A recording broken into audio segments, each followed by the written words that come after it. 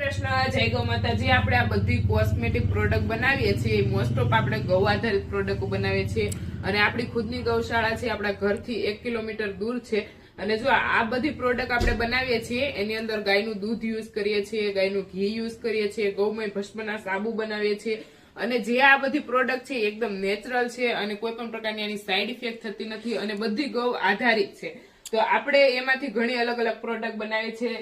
લીમડાના સાબુ છે, કપૂરના સાબુ છે, હલ્દી બેસનના સાબુ છે અને અત્યારમાં નાના બાળકો માટે કેમિકલ વાળા સાબુ યુઝ કરીએ તો એને ઘણી બધી સાઈડ ઇફેક્ટ થતી હોય તો એને ધ્યાનમાં રાખી અને આપણે ગાયના દૂધના સાબુ બનાવેલા છે।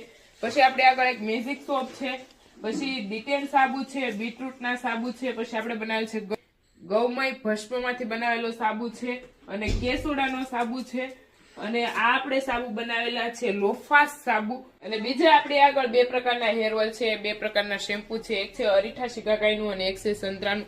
અને ફેસ માટે આપણે આગળ ફેસ પેક છે, ફેસ ક્રીમ છે, ગાયના ઘીમાંથી બનાવેલી શતધોત વૃત ક્રીમ છે, ગાયના ઘીમાંથી બનાવેલી 2 લિપ બામ છે, એક છે બીટરૂટની અને એક છે કેસરની અને ફેસ ક્રીમ પણ છે આપણે આગળ। અને લીમડાના લાકડાના દાંતિયા છે, ઓરિજિનલ લીમડામાંથી બનાવેલા છે, ડિટેન સાબુ છે, બ્લેક મહેંદી અને બ્રાઉન મહેંદી છે।